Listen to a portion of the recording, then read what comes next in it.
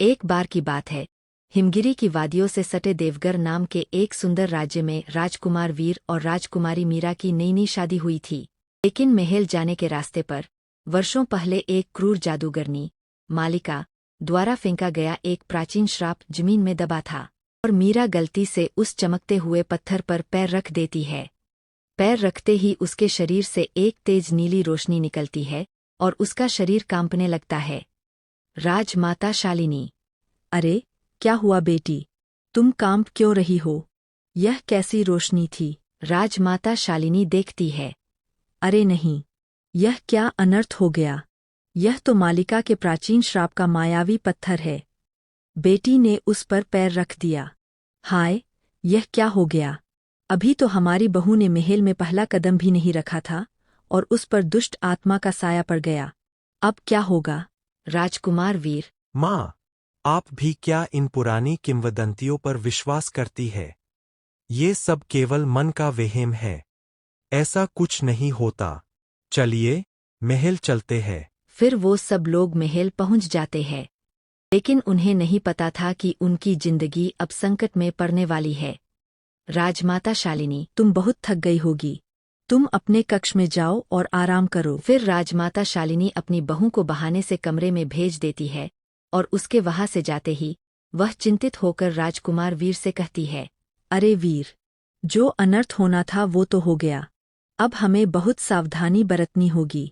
मैंने सुना है कि यह दुष्ट आत्मा रात में अपने शिकार को पूरी तरह वश में कर लेती है।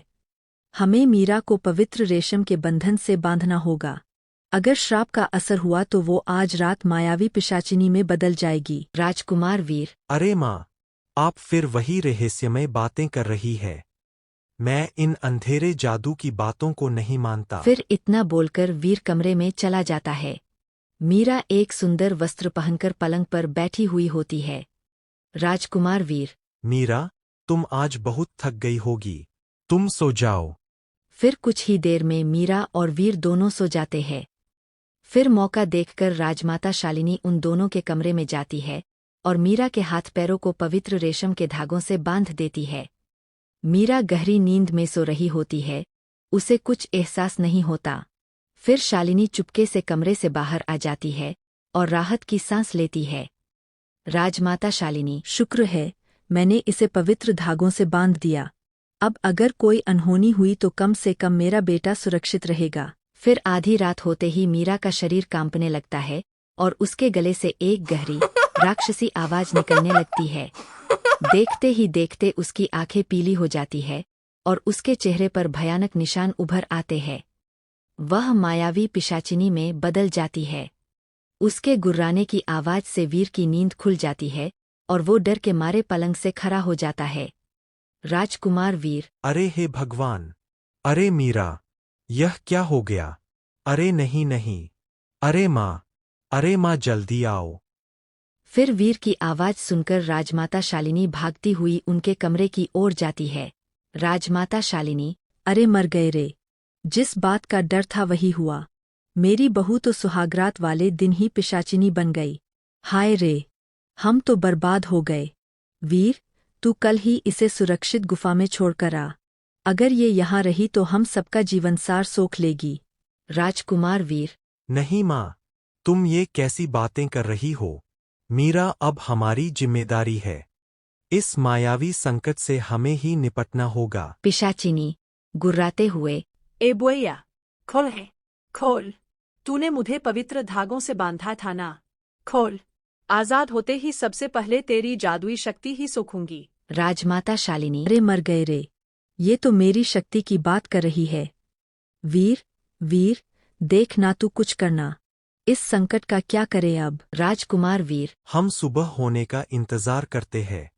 विद्यानंद को इसके बारे में बताएंगे। फिर रात भर वो पिशाचिनी गुर्राती रहती है और सुबह होने पर वो दुष्ट आत्मा वहां से चली जाती है और मीरा ठीक हो जाती है। फिर वो लोग उसे महामंत्री विद्यानंद के पास लेकर जाते हैं। विद्यानंद मीरा को देखकर घबरा जाते हैं। अरे नहीं, इस पर तो मालिका की अत्यंत खूंखार आत्मा का साया है। यह मेरे मंत्रों के बस की बात नहीं है।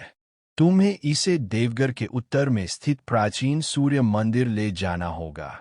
वहां के मुझे पुजारी ही तुम्हारी सारी परेशानियों का हल करेंगे। फिर वो तीनों शाम की राजधानी एक्सप्रेस रथ पकड़कर सूर्य मंदिर की ओर निकल पड़ते हैं। राजकुमार वीर और राजमाता शालिनी की घबराहट बढ़ जाती है। मीरा चुपचाप एक तरफ बिना पलक झपकाए देख रही होती है और रात का अंधेरा घिरने लगता है। अचानक मीरा का चेहरा फिर से बदलने लगता है। उसकी आंखें अंगारे सी लाल हो जाती है। सारथी पूरी स्पीड में रथ मंदिर के मुख्य द्वार पर रोक देता है। मुख्य पुजारी, जल्दी इसे पवित्र अग्नि कुंड के सामने बैठा। आज तुझे हमेशा के लिए प्रकाश की शक्ति से खत्म करना ही होगा। मुख्य पुजारी पवित्र अग्नि की भस्म मीरा पर छिड़कते हैं। पिशाचिनी असहनीय दर्द से चीखती है और धीरे धीरे सुनहरे धुएं में बदलकर आकाश में गायब हो जाती है।